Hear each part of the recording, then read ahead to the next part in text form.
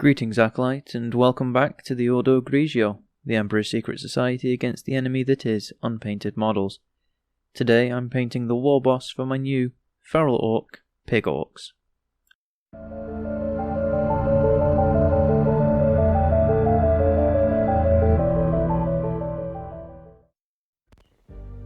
Anyone who knows me in real life knows I'm not exactly known for making sensible decisions, especially when it comes to miniatures. Which brings us to this video. Followers of the channel may have seen my previous video where I painted an orc mob and didn't really enjoy it. However, the model you can see here clinging to a paper clip in a zenithal grey-black prime is an Ork Warboss, so you may have guessed my bad decision. I'm making an orc army, but not just any orc army, Feral Ork Pig Orks. Try saying that 10 times fast. It's on a paper clip at the minute, so I can get underneath the boar, as when he's on the base I won't be able to get a brush in there. So I'll start with the army paint of speed paint, hardened leather. I'm using this for all the fur on the boar, making sure I get underneath the model. It's a little floppy on the paper clip, so I'm not applying too much pressure and just letting the paint flow into the texture of the fur. I'm applying quite generously here so it will settle into the recesses and also to get quite a depth to it. I'm also trying my best not to get the paint on any other parts of the miniature, especially the cloth over the boar, as I'm painting that in the next step. And speed paints do tend to have a tendency to reactivate when they're wetted again, a problem to which I found a bit of a cheeky workaround. I'm starting with the Warboss on a boar for several reasons. The main one is I wanted to paint a hero miniature, as I've done a lot of troops recently, but also because the first step of the campaign is to pick a commander worth up to 90 points, chosen from the HQ section of a 3rd edition codex. So he was the first real model I decided on in my Pig Ork force. Unfortunately, the Pig Ork heads looked quite silly when scaled up to 120% for a Warboss, and the horns kinda got in the way of the buzzsaw arm. And then I saw the Uruk-hai style helmeted head in the set I'd purchased for the army, and so I used that. What kind of Warboss in heavy armour wouldn't have an oversized medieval helmet? Once the fur's all done and dried, it's time for Citadel's Macragge Blue, or however you say it. This paint gets thinned with a bit of water and is applied in a nice thin coat. One of the reasons I like Citadel paints, especially the paints in the base range, is that even when thinned they get really good coverage, almost like this is what they were designed for or something. As well as the folds of the cloth, I work the paint into some of the more obvious and large gaps in the scale armour on the boar, so that when the model is done you can see the colour underneath, as it's a lot easier to get the colour in there now than once the metal plate has been painted. Once I'm working on the interior of the cloth, I do leave quite a large margin between the cloth and the fur, leaving the deepest recesses black, as no light at all would fall here, and also if you can see this part of the model, it's probably broken into teeny tiny pieces and my day's already been ruined. Once the cloth is painted blue and totally dry, I applied a layer of Vallejo's premium polyurethane matte varnish. This layer seals in the speed paint underneath it and will stop it activating later on as I apply further painting steps to the model. Once this is dry, it's time to attach the model to the base. I've chosen to pin most of the joints of this model with paper clips, as it's a bit of a mishmash of kits I've printed in resin, and some of the joints don't really line up that well. Also, I do have a history of snapping a few models held together with just superglue. Like this head, the only joint I didn't pin. Irony. I learnt the hard way that removing the paper clip from the hoof leaves a little nubbin which needs to be trimmed off with a knife, otherwise the model sits slightly proud of the base and that would just annoy me. So knifey knifey, cutty cutty. And then obviously I learnt my lesson by pinning the head back on. Definitely didn't just glue it back in place, because I'm sensible and make smart choices, like not starting an orc army. The next step is to get Citadel's Bugman's Glow, another paint from their base range with great coverage even when watered down, which I do here before applying to the model. This paint is going over all the exposed skin on the model, both for the boar and the Warboss. Now most of you will know that orcs are green, and I did green orcs in a previous video. And another facet of my model addiction is wanting to do weird and different things. So Feral Pig Orks. One of the reasons I wanted a model on a boar in the army was so I could paint the skin tone for the boar the same as the Pig Orks, to establish the tone as a pig flesh tone rather than just generic flesh. Having a model with the same skin tone as the boar he's riding should help solidify their piggy boarness. Or maybe I'm overthinking it and being a weirdo. Either way, a Warboss on a boar is cool, your mileage may vary. Once the flesh is given a coat, it's time for yet another base paint from Citadel, Steel Legion Drab. I'm using this colour as a base coat for all the bone areas of the model, so tusks, teeth, hooves, as well as all the areas of leather. As I said earlier in the video, these are going to be Feral Orks, so that means a lot of leather. Not that way, Bruce. Waaaagh, the world where the campaign is set on, was previously invaded by Orks of the Bad Moon tribe, which is definitely a decision I definitely didn't make just to include Orks in the campaign and because I used yellow on my other Orks. Prove otherwise. And in 40k lore, when an Ork is killed, they release spores which spread and infest the forests and marshlands, essentially dooming the world to be repeatedly assaulted by Orks until all the greenery is put to the torch. Over time these spores mature and Feral Ork tribes form, beginning a brand new Waaaagh with spears, rocks and scavenged or bodged equipment. This is a cycle of war that plagues Waaaagh. Ork physiology lesson aside, it's time to crack out the Citadel's lead belcher for all of the armour and metallics. In videos where I've used the army painter range, I use plate mail metal and commented on how bright it is compared to lead belcher, which is why I'm back to lead belcher. It's a nice dark steel colour, perfect for the roughly crafted armour and machinations of the Orks. As it is an Ork, I'm being fairly rough with my application on the more textured parts, as any part not painted silver will remain grey and once washed will look like steel which isn't reflecting as much light. A trick I learnt whilst painting the previous Ork mob.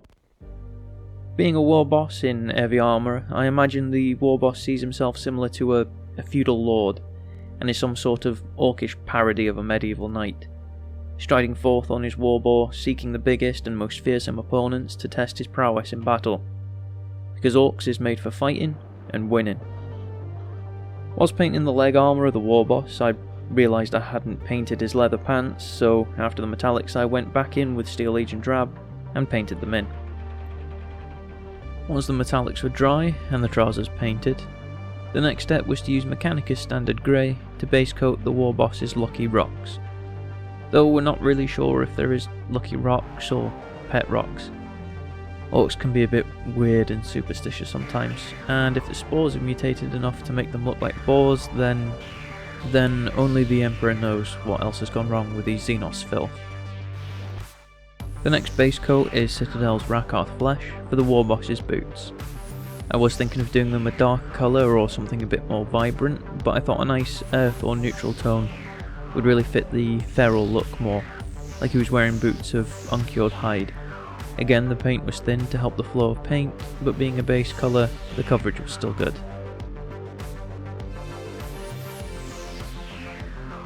The final step for day 1 of painting was Citadel's Mephiston Red for the power cable on the buzzsaw. As with my previous Ork project, I felt it was lacking a bit of colour despite the blue cloth on the boar, so I added a vibrant red in what would be a small but visible area on the model to help it stand out on the tabletop. As it was one of the last base coats on the miniature, I took my time even more so than usual, as I had made it this far without any major touch-ups. However, when painting the innermost part of the cabling, I did catch some of the lead belcher, which I then painted over once dry.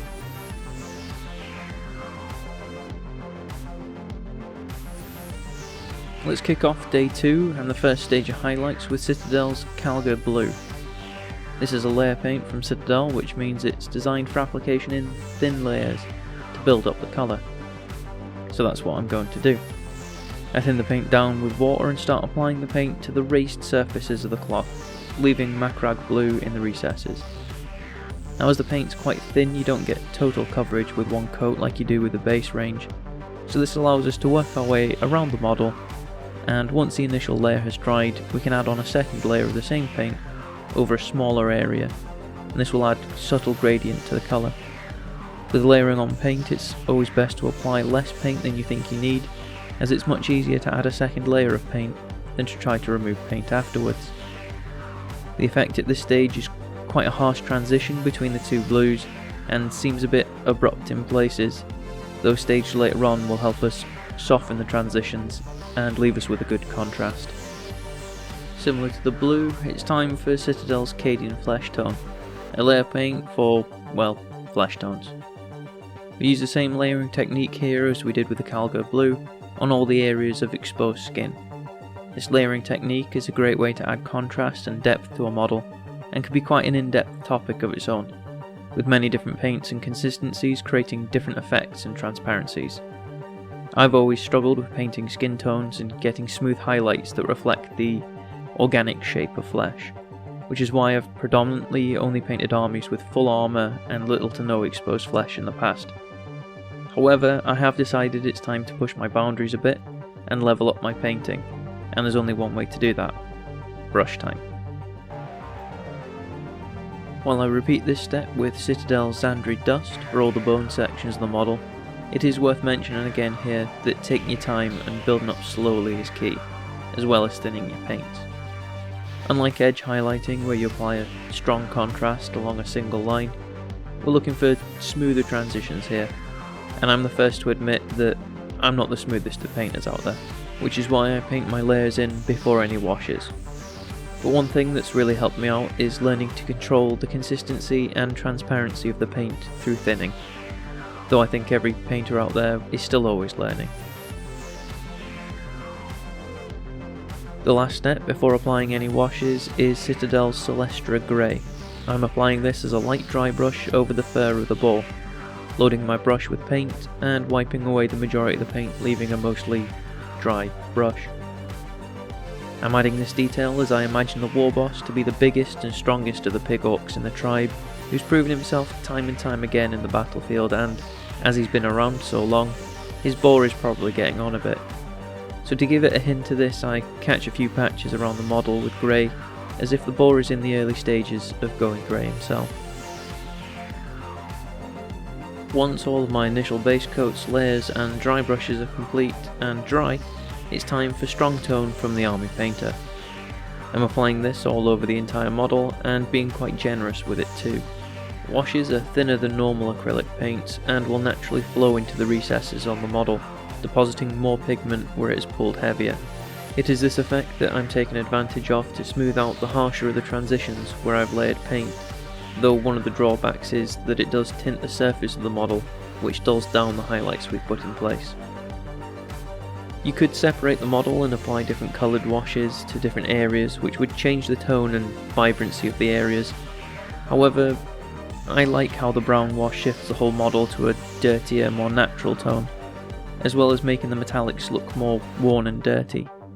This of course is down to taste, and there is no hard and fast rules about what to wash with what, and never feel you can't give something a go. If you really don't like it, you can always repaint it. Another difference between the washes and acrylic based paints is the drying time. Washes tend to take quite a while to dry completely, so it was always worth factoring it into your plan if the painting you are doing is time sensitive. Some washes, like this one, can also dry slightly satin or glossy, which happened with this model, though later on I will give it another coat of matte varnish. As you can see here, the wash has added a lot more depth to the model and really helped smooth out those transitions, especially on the blue cloth hung over the boar, and on the skin tones where the colour values of the layer paint were quite different than the base colours.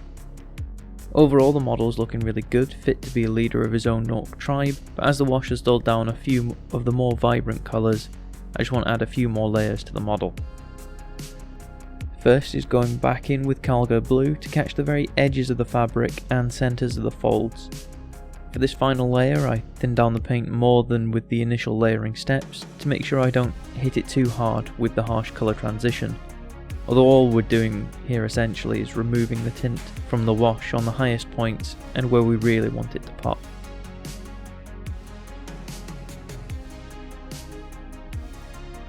This step is repeated with Cadian Flesh Tone, though this is a more focused layer, focusing on the face of the boar and what little flesh is on the Warboss's face, as well as catching only a few spots on the arms.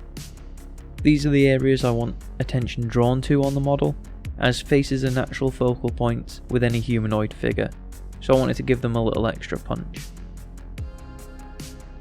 I also add another layer of Xandri dust for the tusks and teeth of the model, bringing them up slightly higher than the hooves, again to draw that attention to the face of the boar.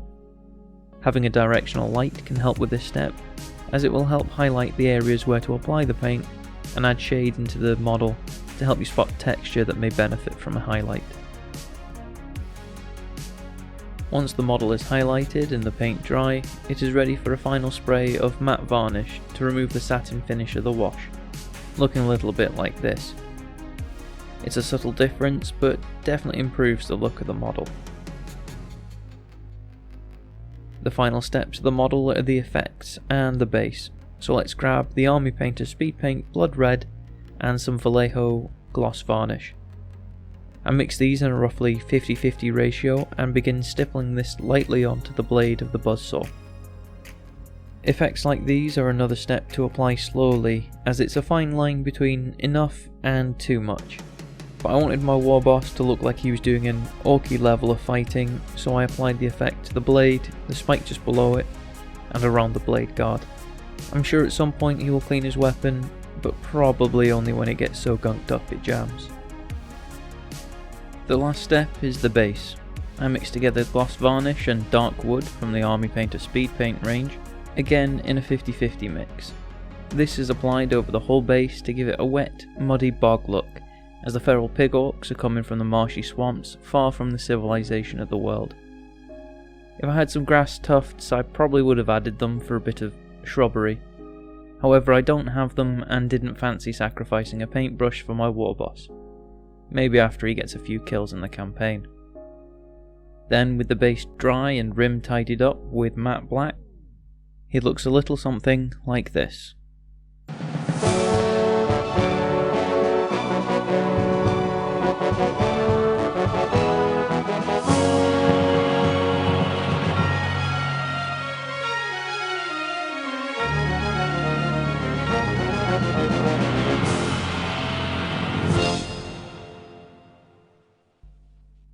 As always, I hope you enjoyed the video, and if you have any suggestions for future videos, I'd love to hear them down in the comment section below. And I'll see you all next time.